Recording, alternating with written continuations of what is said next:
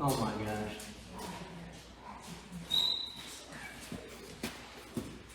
Oh my gosh. Oh man.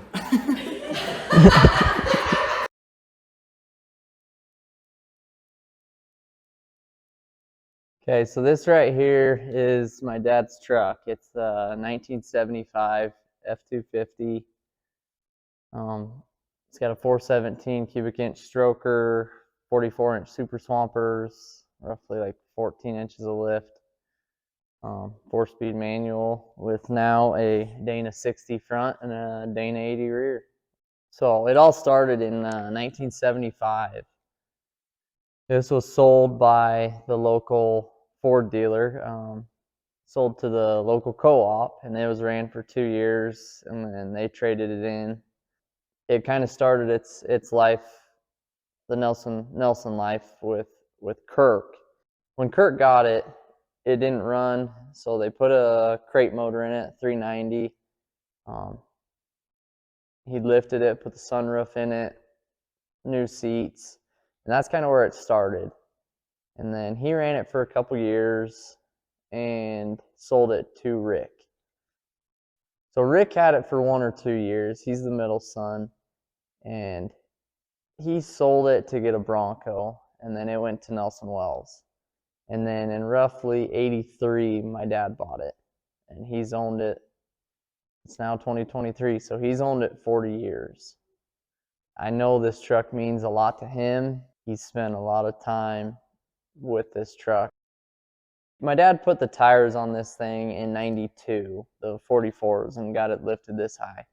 And then in 96, he started a body off restoration. So they took the whole body off, sent the body to his buddy down in Kansas, did all the body work, fixed a lot of rust, put some new fenders on it, and then painted it Oxford white with the Raven black strip along the bottom. My dad sandblasted the frame, took everything off, and then had a local place paint the frame. Then in, I think, 97, he started reassembling, putting it all back together, reworked the motor. So now it's stroked, bored and stroked. So it's 417 cubic inch with runs a 428 crank. And he got it all put back together in 98, and we ran it quite a bit from 1998 to 2002. It was his daily driver. He took me to school in this truck. We went to the lake. It pulled the camper. It did everything. I think in 2002, he actually listed it for sale in Wheels for You magazine. That one hit me pretty hard. I remember I think I was in 2nd grade. I always loved being picked up from school in it. I've loved monster trucks. I remember growing up watching Bigfoot videos. We've probably still got 10 or 12 Bigfoot VHS tapes. From 98 to 2002, we went four-wheeling quite a bit. It's just about 45 miles north of where we live. And we'd go up through the trees, and there's some creek crossings and some not super aggressive trails, but for what we can do around here, it was fun. There's kind of a spot that's got a big cliff wall, and there's some picnic tables there. We'd eat lunch there. We still got VHS tapes of that, and mean a lot, I think, to not only my family, but my uncle's family. They got divorced, but Lisa, my aunt, she passed away a couple weeks ago now. So it's tough watching that. My sister passed away about 5 years ago. So looking back at those memories, it means a lot. Me and my brother would usually ride in the Bronco with my Uncle Rick and his 2 boys, but my sister would usually ride in the middle here with my mom and dad, and we'd go four-wheeling through there. So a lot of memories with this truck and the family, which those are something to cherish for a long time. So in 2002, it broke a rear axle shaft. So it kind of sat for quite a while. My dad would break it out every once in a while just to let us have a little ride in it. He got on the gas a little too hard one time and it broke the front differential, the ring and the pinion and everything. So then it sat in the shop until like 2010, and I had an idea to rebuild the truck. So first we tried getting it on a TV show to have it rebuilt and surprise my dad, and it didn't get approved for that. So I took it upon myself to, one time when my dad was away from work, I took it over to Scotts Bluff on a trailer, had him put a new ring and pinion in the front, and I ordered the axle shafts for the rear, and we were at some point going to bore out the rear axle so it could fit bigger shafts in there. We never found anybody that can do it. We talked to some machine shops around town, but never found anybody. So it sat, and my dad found this Dana 60 front axle, and probably like 2012, and it was in pieces, missing quite a bit of stuff.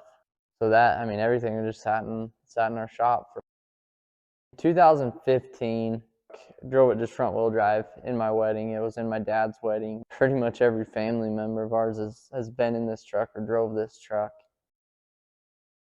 And I was cleaning out the shop and I found that he had bought some parts for that Dana 60 front axle, the ring and pinion and the E-locker for it, and the Dynatrac lockout hubs.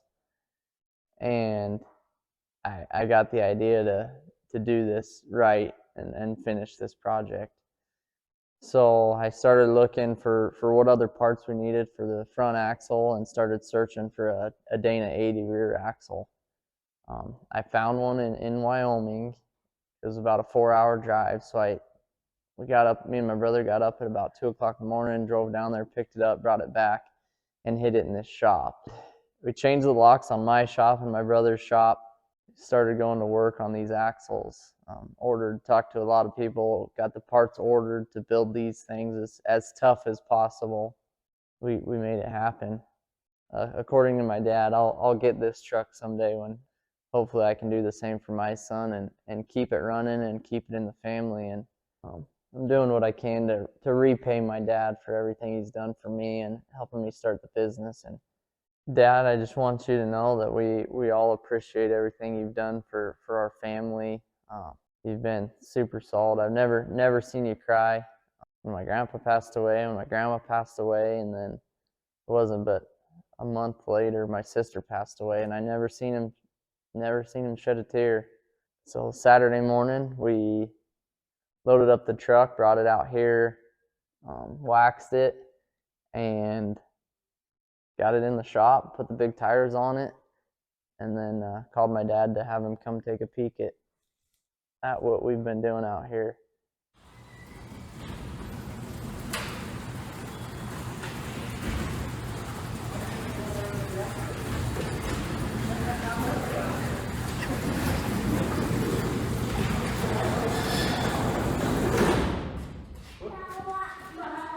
Where did that actually come from? That's a Dana 60 Kingman.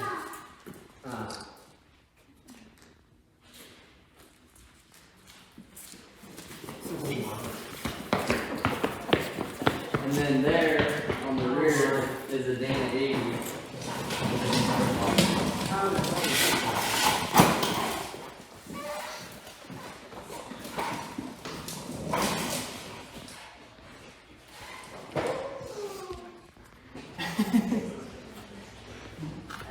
Oh my gosh.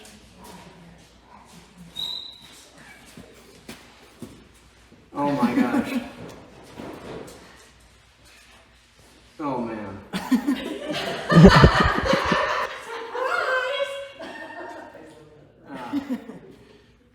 Part of the shock is I knew where neither one of these vehicles were at. Yeah, exactly, exactly. But we've had to do a little keeping you occupied. Yeah. And you know, the few times you've been at the shop knocking on the door. Yeah. What? That's where we were building the axles, was in there. That they put a deadbolt on it so you couldn't get in. Yeah. All right, we'll get her outside where she belongs, and here we go. The great white buffalo going again. Say it again. What is it? Yeah, there you go. Great white buffalo.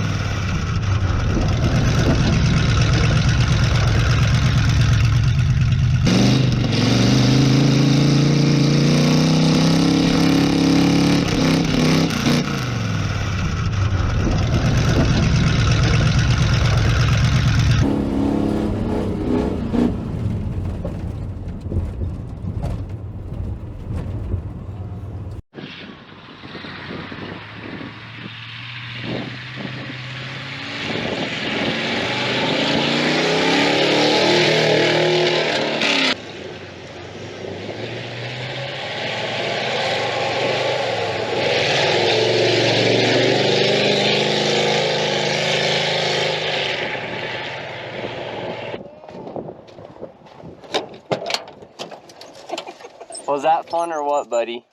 Wow. Yeah. Does it look wild? Yeah. Sounds wild. Thoughts and prayers go out to Devin, Derek, Rick, and Lisa's family.